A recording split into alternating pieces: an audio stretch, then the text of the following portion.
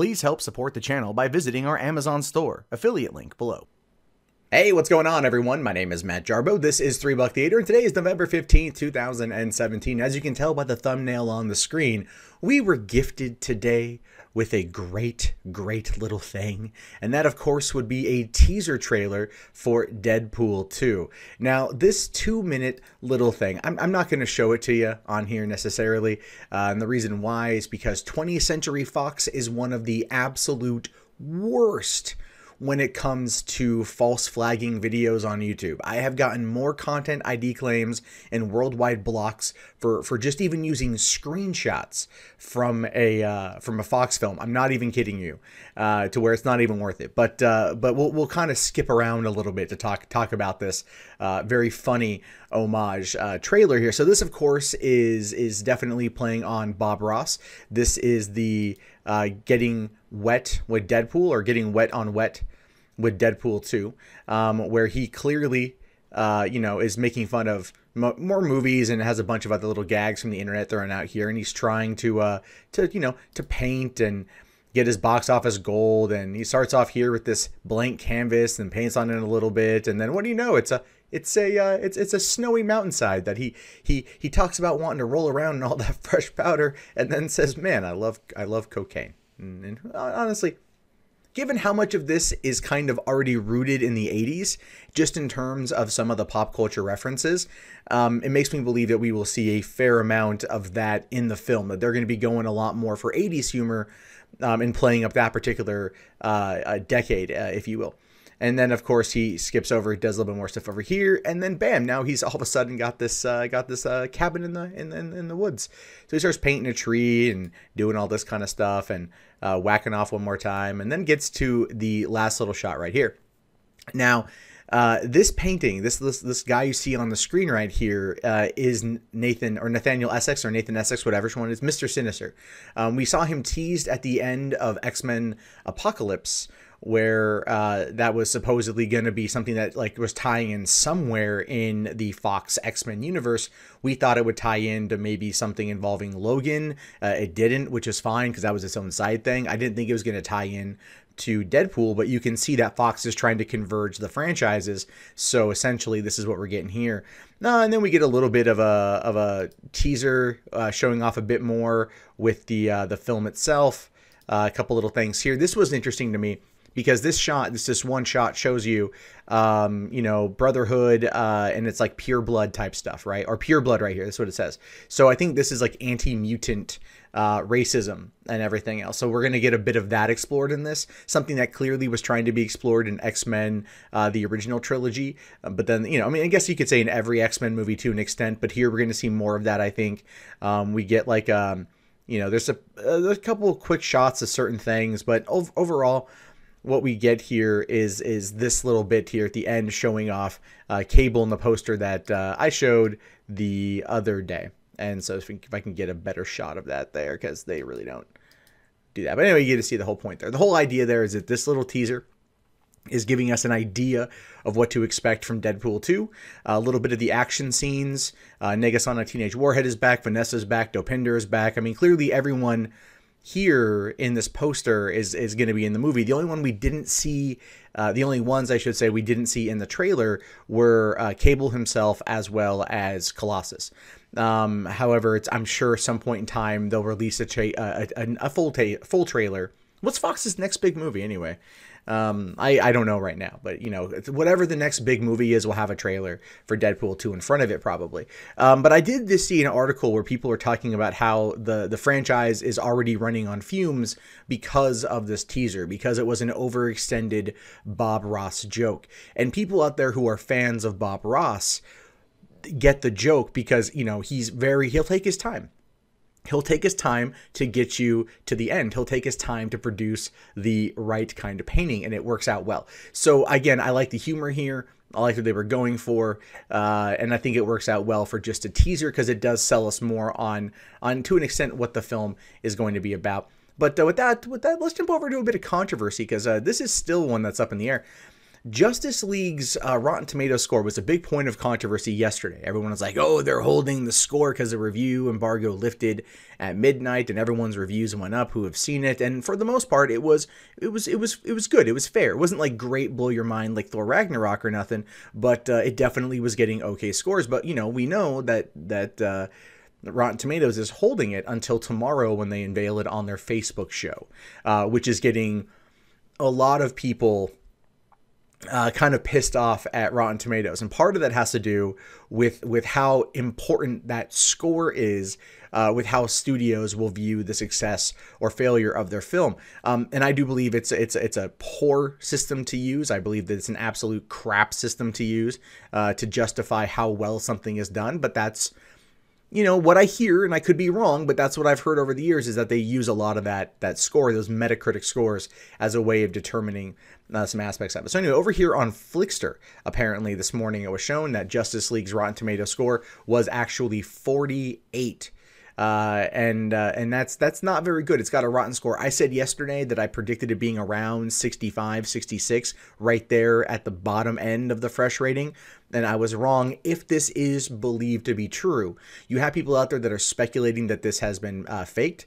You have people out there speculating that this is, a made up thing. We have no idea. We won't know until tomorrow. And again, this shows you why the value that is placed upon Rotten Tomatoes and these scores are not good. If anything, this entire thing has shown us how poor that system is when it comes to how it's received. It's, again, like they're running on a Metacritic thing, or they're running on metadata. It's an aggregate site. What I mean is by people who treat it like the Bible. That's what I'm more or less referring to. Like, their algorithms seem relatively odd at times, but somewhat accurate. It's a weird thing. Again, looking at like their Ghostbusters score, where it was certified fresh, but it actually only had it would have been less than certified fresh, so it was a little bit called into question. Here, Warner Brothers is relying heavily on word of mouth to sell the movie. It's now predicting to track at $110 million in the opening weekend. But they are doing free screenings every day this week leading up into its release, yet none near me. And no one have told me about, at least, which that kind of sucks. Doesn't matter, I already have my tickets anyway. But the idea there is that they are really hoping for high word of mouth to get butts in seats. Where they may not knock it out of the park in terms of the opening weekend, longevity for the next month leading up to Star Wars is what might keep this thing afloat. But it's again, here's the thing to remember with this movie. Home video sales are going to be off the chart for it. It was off the chart for Warner, for Batman v Superman. It was off the chart for Wonder Woman, especially Batman v Superman. Oh my God! And I've talked about that a lot too, because it's true. It's true. It does that. So anyway, that's what we know now. I don't know if this is real. I don't know if this is fake or not. It could have been easily manufactured. You could have just found another tomato meter or another score on Flickster that had that number, and then taken two identical screenshots and then just laid them over each other, right? So it's not hard to sit there and do. It would be actually like a very easy Photoshop job, take like less than 5 minutes if you knew what you were doing. But again, I don't know. I have no way of knowing. We'll know tomorrow when the actual score comes out.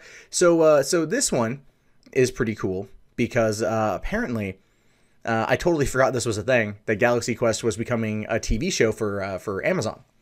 And this was actually, I think, originally in the works leading up to Alan Rickman's death. It got kind of sidetracked, I think, before then, but then you had Last Man Standing canceled abruptly on ABC, which made no sense. The show was doing well ratings-wise. It was all about money. And then now we're hearing more rumblings about Galaxy Quest. And it says here that the TV show continues the story of the original cast and will address how the fandom has changed. So it says...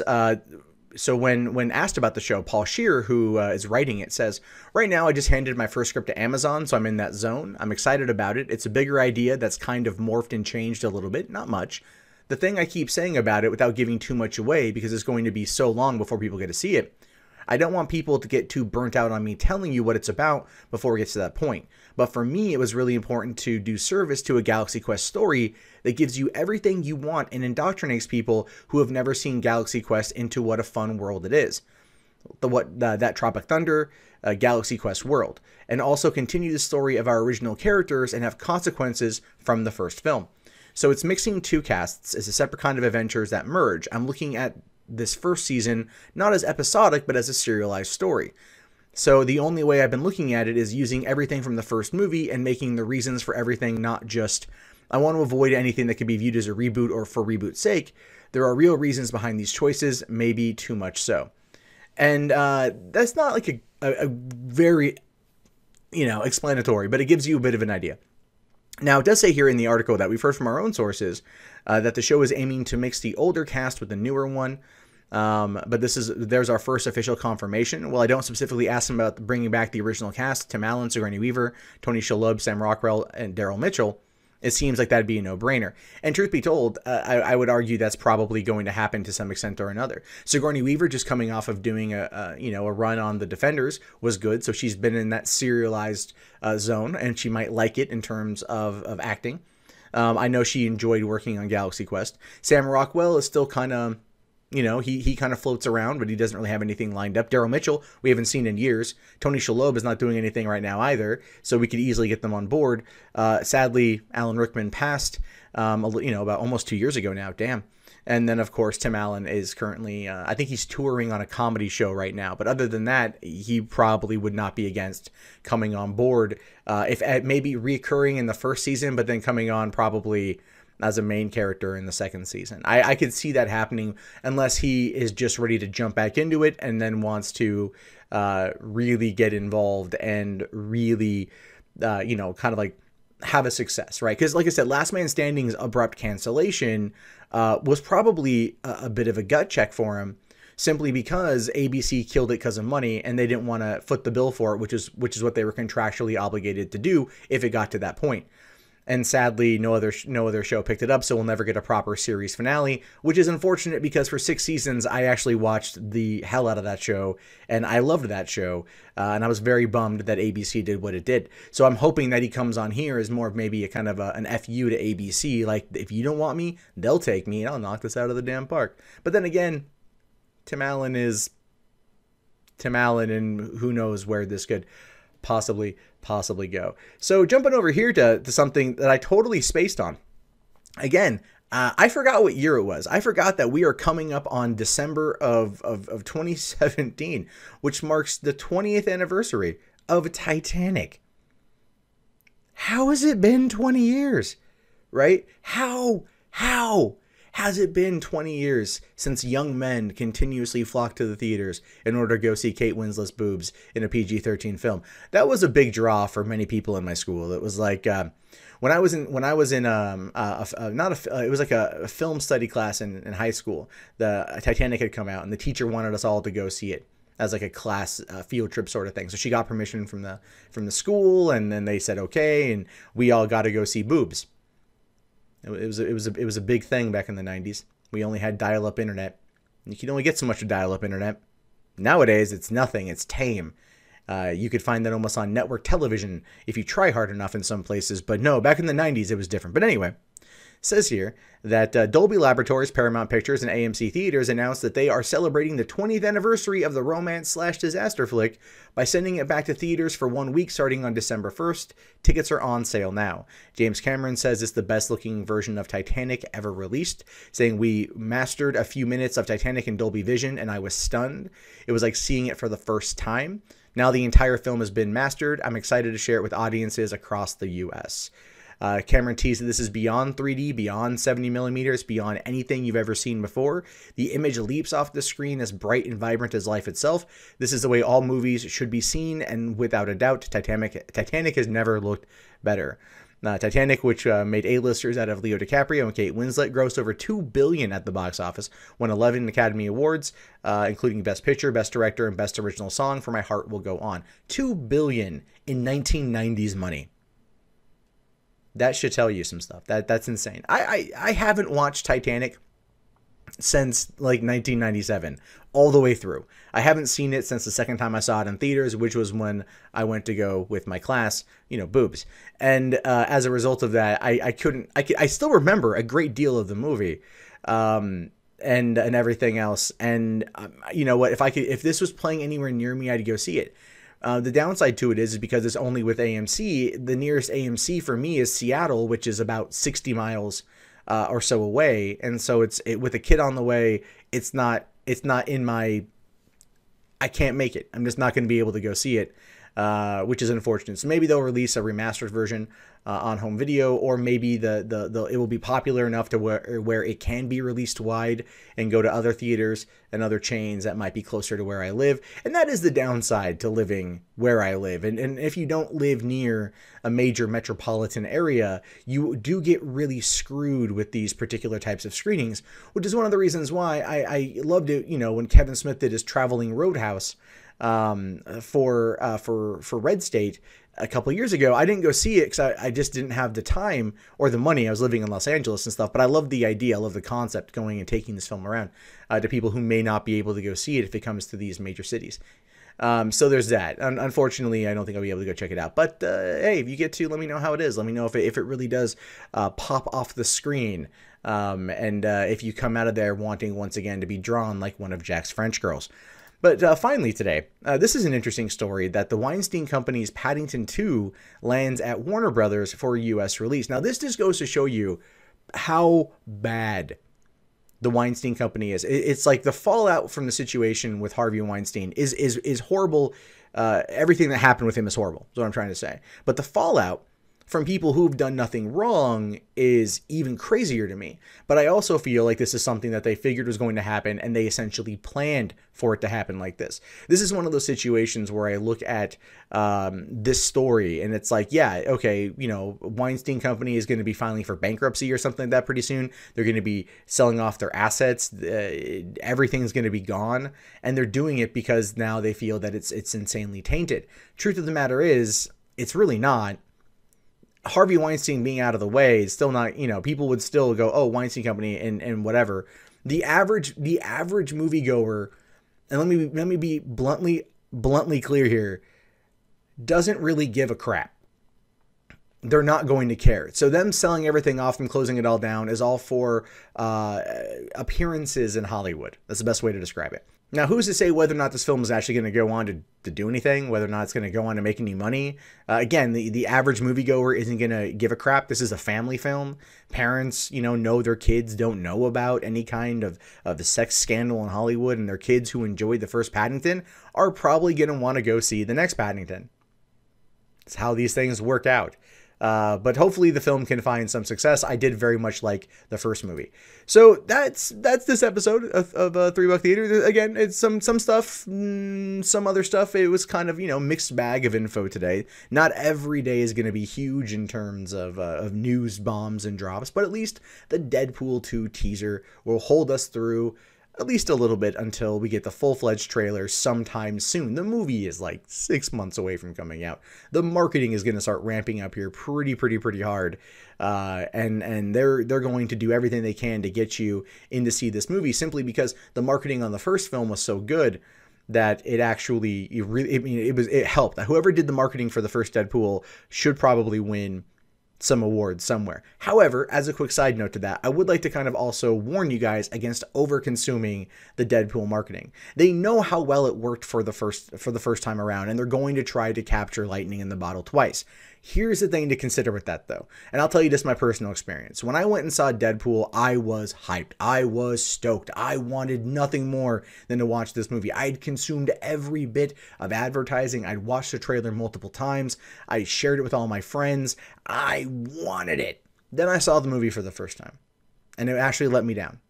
It did. It let me down because I had already seen everything. Because the marketing showed off most of the action sequences. The marketing showed off a lot of the plot points. The marketing showed off a lot of the funny bits. And then when I first saw it, I'm like, yeah, this is good, but I've already overconsumed it, which is a problem for me. It's on me as a consumer. Now, I then found the film online. Someone had uploaded a cam copy, and I got sent a link to it. I just was checking it out, skipped to a random part in the movie, and ended up watching the whole thing there. And I'm admitting, I watched a streaming copy of it. Then the next weekend, which was just a couple days after that, I took my girlfriend to go see it because I wanted to watch it again after watching the cam copy of it. When like, oh, I like this. Maybe I was just in the wrong headspace at the time. Took my girlfriend to go see it. I loved it. She freaking thinks it's the funniest damn thing ever, and it's one of our favorite movies. And so that is just the whole point I want to make, is like, the marketing will be good. The marketing can also become too much. And while that may not impact the majority of the audience out there, it impacted me. And I'm just letting you guys know my experience, so you can, if you find yourself susceptible to being kind of over marketed to, you may just want to watch it once and hold on to that feeling just for when the film comes out in June of next year. But anyway, I want to know your guys' thoughts about this. Let me know in the comments below. My name is, of course, Matt Jarbo. This has been $3 Theater. I'll talk to you guys later. Have yourself a fantastic day, and peace out.